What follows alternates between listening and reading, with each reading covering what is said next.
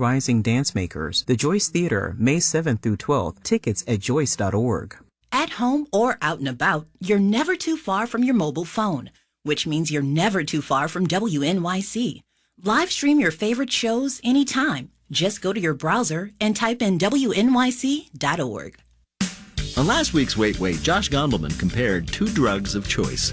Look, I know that cocaine has never made anyone start a jam band, but marijuana's never made anyone start a hedge fund, so... I'm Peter Sagal. Why not just get high by listening to the news quiz that explains itself by saying it's got a worm in its brain? That's Wait, Don't Tell Me from NPR. Tomorrow morning at 11 on 93.9 FM and AM 820 WNYC. Marketplace Morning Report is coming up next, and then in 10 minutes at 9 o'clock, it's the BBC NewsHour on WNYC. Let's check in with London and see what they're working on. Hello, London. Good morning, WNYC. I'm James Menendez. Today on NewsHour, how our reporter tracked down the Scorpion, one of Europe's most wanted criminals who's admitted trafficking thousands of people into the continent. Also, how a free bottle of wine highlighted how few of us read online privacy notices. That's BBC NewsHour at 9 on WNYC.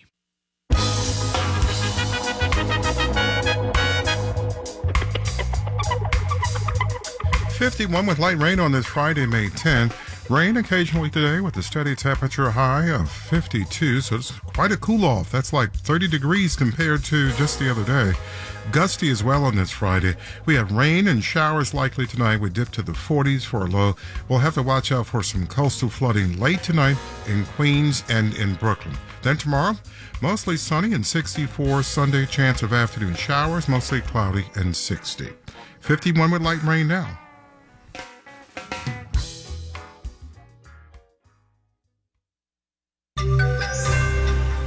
Loyalty programs for cards, hotels, airlines. Can companies switch the rules at whim? Marketplace Morning Report is supported by Schwab. Schwab offers investors choices like full-service wealth management, self-directed investing options, and trading on Thinkorswim. More at schwab.com.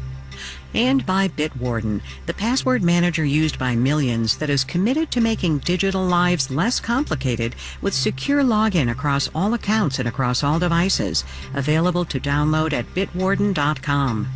I'm David Brancaccio in New York. Are airlines and credit cards playing fair with miles and points we accumulate? The Consumer Financial Protection Bureau and the U.S. Department of Transportation held a hearing yesterday on loyalty programs with the view that frequent flyer miles and credit card points are assets to be protected. I spoke to U.S. Transportation Secretary Pete Buttigieg about this. Secretary Buttigieg, welcome to the Marketplace. Thank you. Good to be with you. I know it can be annoying when an airline frequent flyer or a credit card changes the rules for a loyalty program, but aren't these just perks, easy come, easy go? Well, I think they're not just perks. They're increasingly something we think of as part of our savings. So the difference, of course, is unlike the money in your bank account, there's a company that can unilaterally decide to change what those points or miles are worth. And we want to make sure that, like anything else of value in our economy, any transactions and any advertising about this is fair, truthful, and transparent. I want to get back to the transparency, but what are some of the complaints your team and the team over at the CFPB are looking into? Well, one issue we're concerned about is these devaluations. You think the points are worth a certain amount, and then that changes. And that's especially important if you make a decision, like a decision to book a ticket with a higher airfare or to sign up for a credit card with a high annual fee or a higher APR, because you think in return you're getting a certain value in terms of points. If they change that on you, it's something that we need to look at. Another issue that we're seeing is a confusion over what the points are actually worth. It's pretty rare for an airline to publish what they say the sort of dollar valuation of a mile or a point is, but in some cases we see that they have a certain implied value in terms of the flights you can get, or you can even use it to buy a sandwich on board, but then a completely different value if they're offering to sell those points back to you. We even see transaction fees when you're trying to transfer points that are sometimes more than the total value of the points you're transferring. Those are the kinds of things we want to have a clearer look at and get a real understanding of to make sure that customers, passengers are being treated fairly.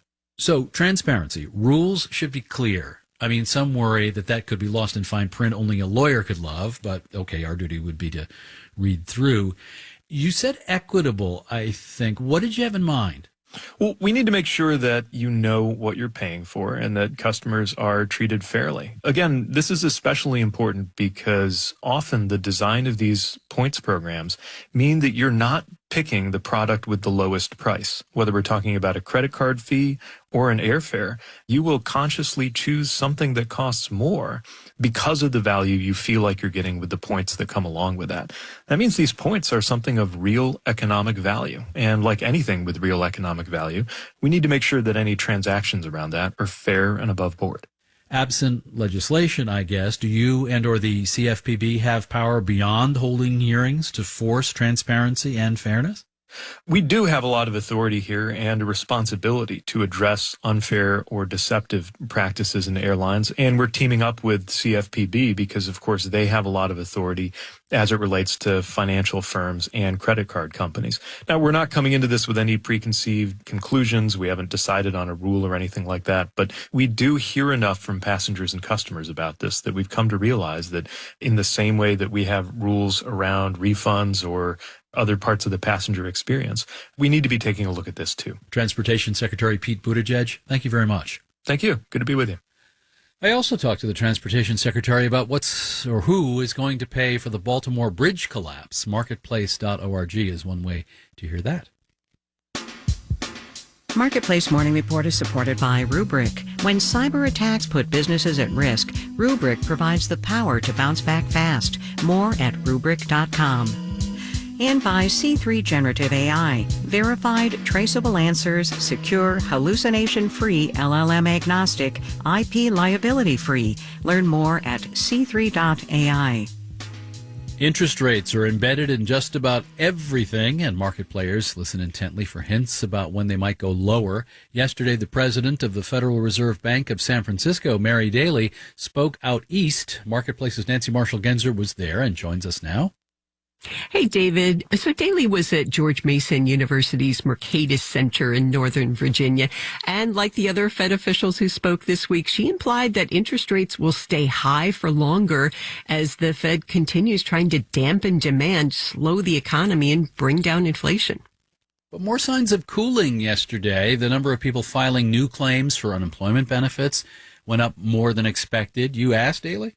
I did. I also asked her about last week's jobs report, which showed more signs of cooling. Asked her if she would be willing to cut interest rates if we got more bad news on jobs and the unemployment rate, even if inflation wasn't totally under control. Right now we have a strong and healthy labor market, but absolutely have to keep an eye on that, continue to watch. So I'd say the recent readings, I have my eye on it, but I'm not yet worried. Daly said she would not describe the labor market as fragile or faltering. Markets are still positioned for interest rate cuts later this year. Did Daly weigh in? Yeah, she said there's just too much uncertainty to make any projections right now, but she did say if unemployment was on the rise and inflation started cooling off again, it would be appropriate to lower rates. But if inflation stays stalled, she would not be in favor of a cut unless the labor market did start faltering.